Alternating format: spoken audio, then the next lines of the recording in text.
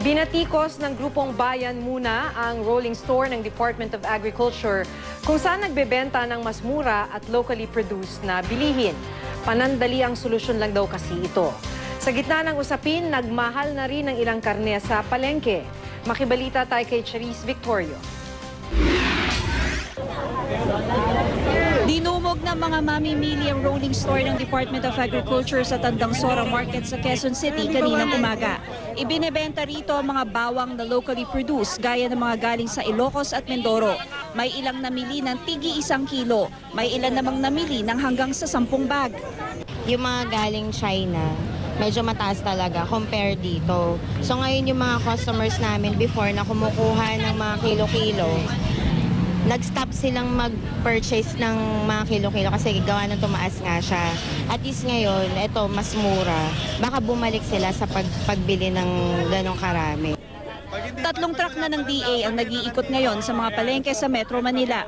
Pero ang ginagawang ito ng gobyerno, band-aid solution lang daw, sabi ng Makabayan Block sa Kamara. Ayon kay Bayan Muna Representative Nery Colmenares, limitado lang ang magagawa nito para solusyonan ang mataas na presyo ng mga bilihin. Dapat daw itigil ang malayang pag-aangkat ng mga produktong pang-agrikultura at magpatupad ng totoong reformang agraryo para suportahan ang mga lokal na magsasaka. Taong 1994 nang pumasok sa lokal na merkado ang mga imported na bawang mula Taiwan at China na mas mura noon at malalaki ang butil. Mula noon, unti-unti nang namatay ang local garlic industry. Sa ngayon, 75% daw ng supply ng bawang sa Pilipinas imported. Ayon sa mga magsasaka, mas malasa naman ang native na bawang. Pero kahit mas matabang at mas mahal ang imported na bawang kumpara sa native, ito pa rin daw ang mas binibili ng mga tao. Mas po ang tao sa imported kasi mas nakasanayan na nila, tapos pag bumili ka sa market pwedeng 1 piraso lang. Paglilinaw naman ng Department of Agriculture, sapat ang supply ng bawang sa bansa at lumalakas pa nga ang produksyon.